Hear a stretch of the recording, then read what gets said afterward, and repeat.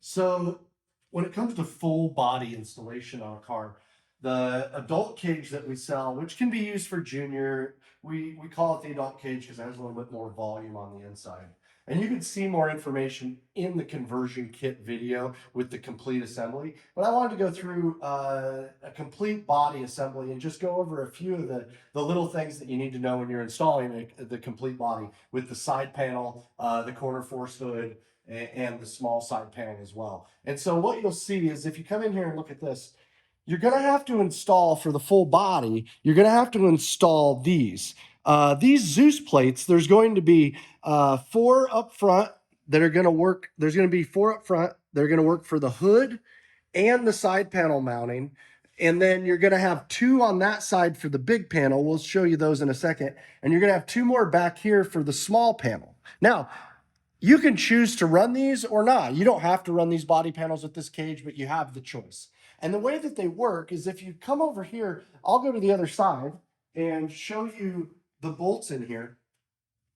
But there's laser drilled holes in the cage, and there's bolts that are self-tapping screws. As you can see here, you see the heads of them. You put the plate on there, you put the bolt through the plate, and you use a wrench to tighten them into the laser drilled hole that's in the cage. Once that's nice and tight, you're going to need to install the Dzus springs. And make sure you install them on the right side or you'll have to drill them out and put them on again. As you can see here, the correct side is the spring is always to the inside. Whenever you're installing Dzus springs, they're always to the inside. So you're going to put the spring. They only line up with one set of the holes that we have designed here. You're going to slide the rivet through. And all of these rivets are exploding, what you call exploding rivets. These are by far the best rivet to use for this. They don't tend to loosen up and they give you a very tight seal of the spring to the bracket itself. And so you would obviously use a rivet gun. I would suggest an air gun or electric one. Otherwise, you will have gigantic forearms when you get done with all the rivets that need to be done on this car. And you hook that on there. The plates are solid, bolted on here. They could be removed at any time, and all these pieces can easily be replaced. So once you have these located, you have one of these here, one there, you have these 2 here. There's one back here and one here for the large side panel. You can see those all installed exactly the same way as I just showed here.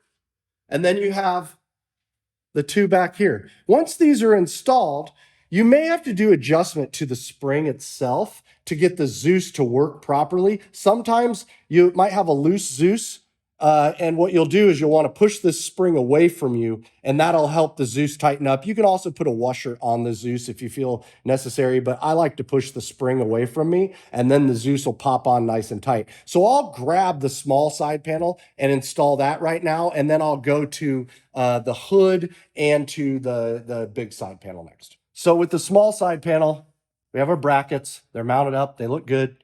What you'll need to do first is these don't come pre-drilled. You mount it on the car. You can take a hand clamp and clamp it on here really easily and go to the other side to mark the holes. What I like to do is actually mark the holes before I install the springs. It makes it a lot easier to get an accurate mark because otherwise the spring, as you can see, is right in the middle of the hole. And so I will often mark the holes and then actually install the springs afterwards. And you can see it's really easy to do. You mount those up. That's that simple. You turn the Dzus and it locks down on the spring. And then you have the back corner installed on that car. So for the installation of a large side panel, we have the 2 clips, Dzus clips, installed on here. Then what you're typically going to do is you're going to put the panel up on here. And what I like to do is get it up here, and you'll have to cut it out first for the engine. Wherever your engine's going to land, you're going to want to make sure that you get that cut out done. You can ask us for a template. We often have leftover templates that we've used, and we can send one of those if you need one so that you can trace around it, cut it out.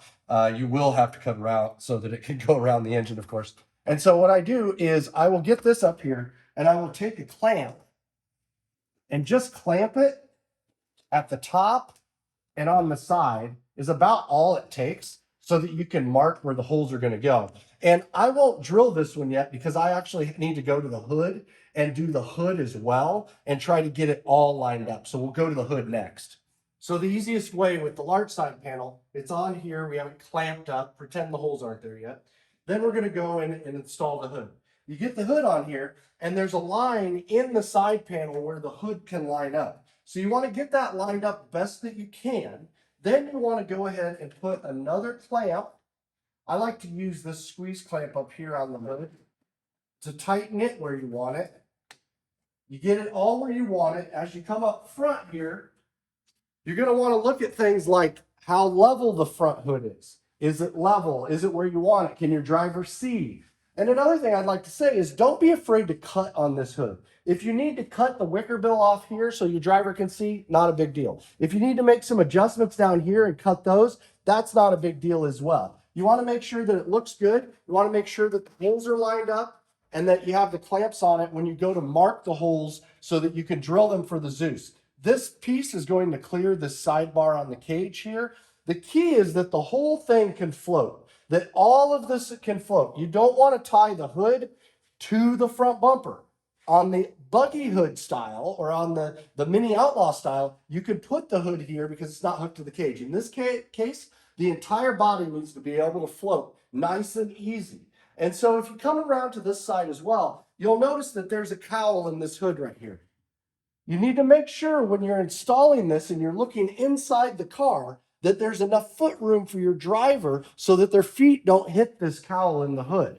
And so that's something else you want to pay attention to. If you have to lift the hood to get their feet out of the way, that's fine. You may need to cut some of the fiberglass off that side to align with the large side panel.